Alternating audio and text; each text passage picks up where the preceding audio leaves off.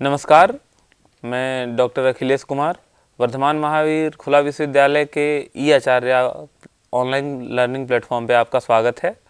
आज हमारे साथ डॉक्टर अनिल कुमार जैन जी हैं, जो कि वर्धमान महावीर खुला विश्वविद्यालय के शिक्षा विभाग में एसोसिएट प्रोफेसर हैं।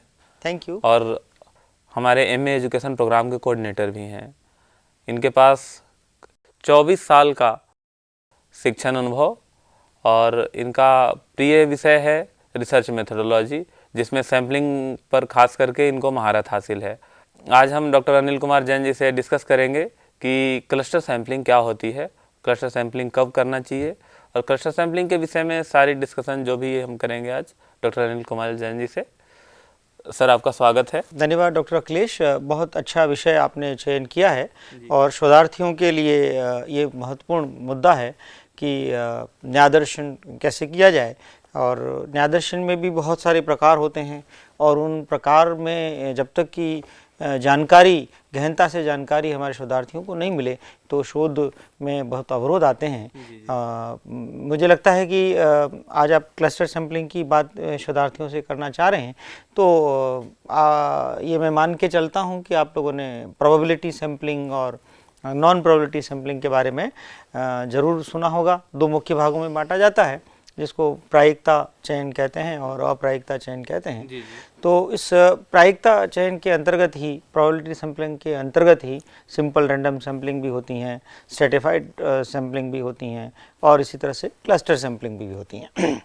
तो मुख्यतः अपन क्लस्टर सैम्पलिंग पे बात करते हैं। जैसा कि क्लस्टर नाम से स्पष्ट है कि हमारे पास जो पॉपुलेशन है ना, जिसको समष्टि भी कहते हैं, और उस समष्टि से पॉपुलेशन लिया जाता है और फिर पॉपुलेशन से फिर हम सैम्पलिंग करते हैं। तो जो हमारे पास वो पॉपुलेशन इस तरह की है कि वो बहुत ही व्यापक दृष्टि से है, हमारे पास फैली हुई है, बहुत बड़े रूप में डेटा हमारे पास है और हमें लगता है कि उस बड़े डेटा से सीधी सिंपल रैंडम सैम्पलिंग नहीं की जा सकती, है ना, और सीधी हम लॉटरी मेथड या इस तरह से हम काम नहीं कर पाएंगे। और इतना फैला हुआ है तो हम सोचते हैं कि इनको अलग अलग क्लस्टर्स में बांट लिया जाए, जिसको हम गुच्छ कह सकते हैं। जी। अब उस क्लस्टर में बांटने के लिए ये देखने की जरूरत नहीं है कि उस क्लस्टर में मुझे मेरा सैंपल मिलेगा कि नहीं मिलेगा। ये मान के चलिए कि वो क्लस्टर आपके पॉपुलेशन का हिस्सा है, आपकी समष्टि का हिस्सा है, तो समष्टि में से ही आप क्लस्टर बना रहे हैं। क्लस्टर बना इसलिए रहे हैं कि आपका पॉपुलेशन बहुत फैला हुआ है। अब उस क्लस्टर में से कुछ क्लस्टर आप चयन कर लें, क्योंकि वो क्लस्टर आपकी पॉपुलेशन का प्रतिनिधित्व करते हैं, इसलिए उन क्लस्टर्स को बांट लिया, एक बड़े समूह को बांट लिया। अब उसमें से वो अंदर बहुत सारी विविधता है नहीं है, उस पर अभी सोचने की जरूरत नहीं है, क्योंकि फिर जब हम भीतर जाएंगे तब उसके बारे में हम बात करेंगे। तो क्लस्टर को हम प्रोबेबिलिटी सैम्पलिंग क्यों कह रहे हैं? प्रोबेबिलिटी सैम्पलिंग इसलिए कह रहे हैं कि बहुत सारे क्लस्टर्स हैं, उनमें से कुछ क्लस्टर का हम चयन कर लेंगे। डॉक्टर जैन साहब, मैं थोड़ा सा आपको रोकना चाहूँगा।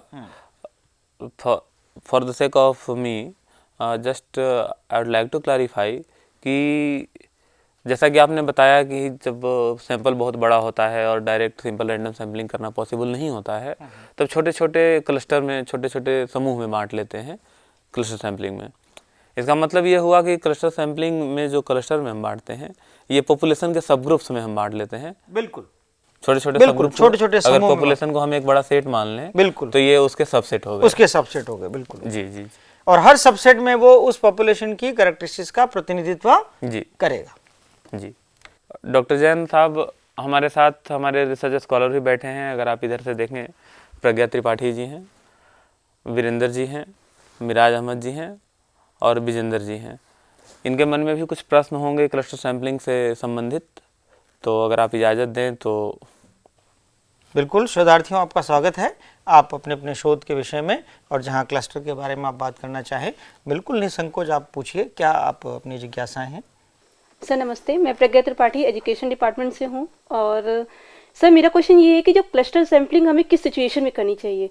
सर जैसे अभी आपने बताया कि जब ग्रुप बहुत लार्ज होता है, जब हमारी पॉपुलेशन जो है वो बहुत लार्ज है, तो हम क्लस्टर सैम्पलिंग वहाँ पर ले रहे हैं। तो यहाँ पे जैसे मेरा जो टॉपिक है वो सेकेंडरी लेवल स्टूडेंट्स है, ठीक है, तो यहाँ पे मुझे ऐसे क्लस्टर अगर सैम्पलिंग करनी होगी तो क्या सिचुएशंस वहाँ पे होंगी आकर? बिल्कुल, आप माध्यमिक स्तर के विद्यार्थियों पर काम करना चाह रहे हैं। अब माध्यमिक स्तर के विद्यार्थी अलग अलग स्ट्रीम के हो सकते हैं, अब आप अलग अलग क्षेत्र के हो सकते हैं। राजस्थान क्षेत्र अपने आप में बहुत व्यापक है, उस व्यापक क्षेत्र में सब जगह माध्यमिक स्तर के विद्यार्थी आपको मिल सकते हैं। तो अब इन सब में से सबका प्रतिनिधित्व आप चाहते हैं एक शोधार्थी के रूप में, तो आपको छोटे छोटे समूह के रूप में उसको विभाजित करना चाहिए और ये मान के चलना चाहिए कि मुझे उस हर समूह में से माध्यमिक स्तर के विद्यार्थी मिलेंगे। तो इस तरह से ये क्लस्टर सैम्पलिंग आप यहाँ पर कर सकते हैं, लेकिन सब कुछ निर्भर करेगा आपके उद्देश्य क्या है। तो इसलिए हर शोधार्थी को पहले ये देखना पड़ेगा कि मेरे उद्देश्य क्या है, मुझे क्या इसमें मेरी रिसर्च में देखना है। ऐसा नहीं है कि हर पॉपुलेशन तो सबकी बड़ी होगी, लेकिन हर शोधार्थी क्लस्टर सैम्पलिंग करे, आवश्यक नहीं। उसके उद्देश्य क्या कहते हैं, उसे क्या ज्ञात करना है, उसके आधार पर उसको क्लस्टर सैम्पलिंग के बारे में निर्णय लेना चाहिए। सर, मेरा नाम वीरेंद्र है, मैं राजनीतिक विभाग का शोध छात्र हूँ।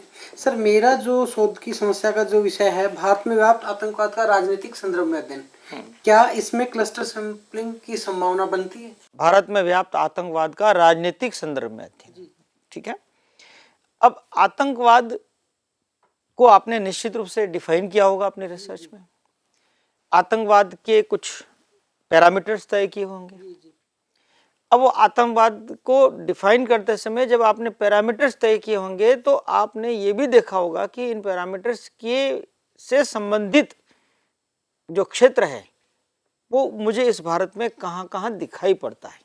इसके लिए आपने अपना कुछ पूर्व में किए हुए शोध या इसके बारे में कुछ पहले स्टडी की होगी। तो जब आपको वो पैरामीटर्स जहाँ जहाँ मिलेंगे वो बिखरे हुए मिल सकते हैं। अब बिखरे हुए मिल सकते हैं तो एक क्लस्टर आप देख लेंगे कि भाई ये बड़ा सा क्लस्टर है जिसमें मुझे ये पैरामीटर्स मिल रहे हैं। अब उसको एक क्लस्टर के रूप में आप ले लेंगे। तो अब जैसे जम्मू और कश्मीर का एक क्षेत्र है, अब जम्मू में भी जम्मू एक अलग क्षेत्र है, कश्मीर एक अलग क्षेत्र है, क्या पैरामीटर मुझे उसमें मिल रहे हैं। क्या मुझे राजस्थान के संदर्भ में बात करूं तो महाराष्ट्र में मुझे क्या इसके जो गुण हैं आतंकवाद से संबंधित वो मुझे उसमें मिल रहे हैं। तो इस तरह से आप अपने क्लस्टर, बिल्कुल आपका टॉपिक जो है बिल्कुल उपयुक्त है क्लस्टर सैम्पलिंग के लिए, या ऐसे छोटे छोटे क्लस्टर आप बना सकते हैं। धन्यवाद सर, आपने बहुत अच्छा बताया कि उनका टॉपिक कैसे क्लस्टर सैम्पलिंग के लिए उपयुक्त है। अभी हमारे साथ हैं वर्धमान महावीर ओपन यूनिवर्सिटी के लाइब्रेरी साइंस के छात्र विजेंद्र जी। उनके मन में भी वो इशारा कर रहे हैं कि उनके मन में भी कुछ क्वेश्चन है क्लस्टर सैम्पलिंग से संबंधित, तो मैं आपसे आग्रह करूंगा आप अपना प्रश्न पूछिए। Thank you sir. सर, मेरे एक क्वेश्चन है कि क्लस्टर सैम्पलिंग की क्या क्या स्ट्रेंथ हैं? देखिए, स्ट्रेंथ की जहाँ तक हम बात करें, हर सैम्पलिंग की अपनी स्ट्रेंथ होती है। स्ट्रेंथ का डिसीजन लेना पड़ता है आपका अपना शोध का विषय क्या है और उस विषय की प्रकृति क्या है और उसमें मेरे अनुसंधान का क्षेत्र मुझे क्या डिमांड करता है। कोटा सैम्पलिंग की भी स्ट्रेंथ है, स्ट्रेटिफाइड सैम्पलिंग की भी स्ट्रेंथ है, सिंपल रैंडम सैम्पलिंग की भी स्ट्रेंथ है, लेकिन आपके विषय की प्रकृति किस तरह के सैम्पलिंग की डिमांड करती है। हाँ जैन सर, मैं यहाँ पे थोड़ा सा रुकना चाहूँगा कि जैसे सिंपल रैंडम सैम्पलिंग की स्ट्रेंथ है कि वो बहुत ही सिंपल है, आसानी से कर सकते हैं, वैसे ही उनका प्रश्न जहाँ तक मैं समझ पा रहा हूँ उनका प्रश्न ये है कि आखिर वो कौन सी अच्छाइयाँ हैं जो क्लस्टर सैम्पलिंग में मौजूद हैं और हम क्लस्टर सैम्पलिंग करें तो हमें क्या लाभ हो सकते हैं। अच्छाइयाँ सबसे है कि अगर हमारा पॉपुलेशन बहुत फैला हुआ है जी, बिखरा हुआ है जनसंख्या जी, और हम चाहते हैं कि मैं हर एक का प्रतिनिधित्व करूं। जैसे अभी आपके पूर्व साथी ने आतंकवाद वाला जो शीर्षक बताया था, बहुत फैला हुआ उनका हाँ, पूरा भारत में, पूरे भारत से। अब वो जब तक यहाँ पर क्लस्टर में उसको नहीं बांटेंगे तो वो तो सबका प्रतिनिधित्व कर ही नहीं सकते। तो ये इस क्लस्टर सैम्पलिंग की बहुत बड़ी स्ट्रेंथ है कि बिखराव है, जनसंख्या में बिखराव है, समष्टि में बिखराव है, और चाहता हूँ कि मैं सबका प्रतिनिधित्व मुझे मिले और मेरे परिणाम इतने सबल परिणाम मिले। तो क्लस्टर सैम्पलिंग यहाँ सर्वाधिक अपनी स्ट्रेंथ दिखाता है। यहाँ अनुसंधानकर्ता को ये तय करना पड़ेगा कि मैं ऐसा करूँ तो सबका प्रतिनिधित्व पा लूँगा। माई सेल्फ मेराज, मैं इस यूनिवर्सिटी के department of mass communication and journalism में रिसर्च स्कॉलर हूँ। सर मेरा टॉपिक है the aim and objective of community radio, local versus global broadcasting in India. Sir मेरे 2 सवाल हैं।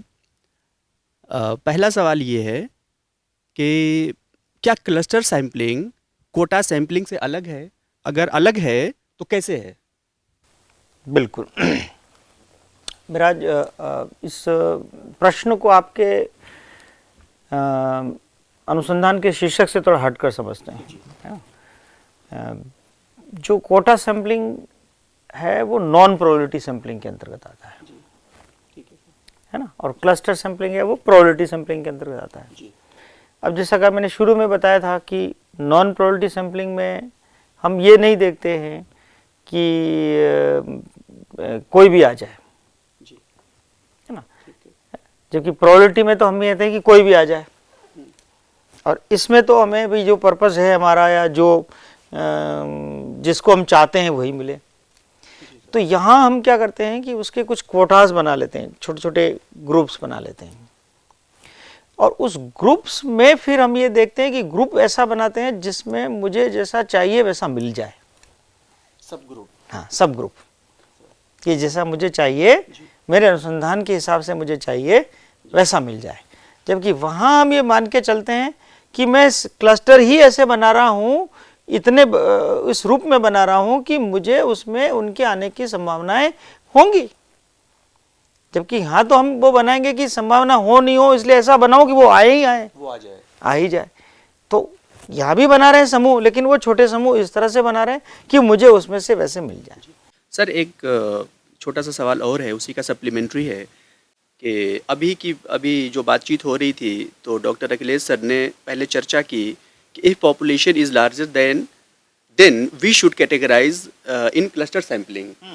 तो सर इसमें इसी क्वेश्चन के साथ मैं अपने अगर टॉपिक को रिलेट करता हूँ तो हमारा कम्युनिटी रेडियो है, तो कम्युनिटी रेडियो बेसिकली एजुकेशन के लिए, सोशल एम्पावरमेंट के लिए ज़्यादा उपयुक्त रहेगा, क्योंकि आपका कम्युनिटी रेडियो का जो संदर्भ है वो किसी क्षेत्र विशेष से जुड़ा हुआ है, है ना, और वो क्षेत्र विशेष से जुड़ा हुआ है। तो अब उस क्षेत्र विशेष में आप क्या अध्ययन करना चाहते हैं, वो कुछ उद्देश्यों का जब आप खुलासा करेंगे या उद्देश्य अपने पर्यवेक्षक के साथ बनाएंगे तो आपको लगेगा कि मेरे को तो इन उद्देश्यों पे काम करना है, इसलिए मुझे ऐसे छोटे समूह बनाने चाहिए ताकि मुझे मेरा सैंपल उसमें से मिले। Okay sir, thank you sir, बहुत बहुत शुक्रिया। धन्यवाद डॉक्टर जैन। तो जैसा कि आपने आज देखा कि हम लोगों ने सीखा कि क्लस्टर सैम्पलिंग क्या होती है, क्लस्टर सैम्पलिंग का प्रयोग हम किन परिस्थितियों में करते हैं, क्लस्टर सैम्पलिंग की अच्छाइयाँ क्या होती हैं, क्लस्टर सैम्पलिंग की कमियाँ क्या होती हैं। हम डॉक्टर अनिल जैन का धन्यवाद ज्ञापित करते हैं हमारे स्टूडियो में आने के लिए और हमारे छात्रों के प्रश्नों का हल बताने के लिए। साथ ही हम अपने छात्रों का भी धन्यवाद ज्ञापित करते हैं अपना समय हमारे साथ इस स्टूडियो में देने के लिए। धन्यवाद। आज का सेशन अभी पूरा होता है।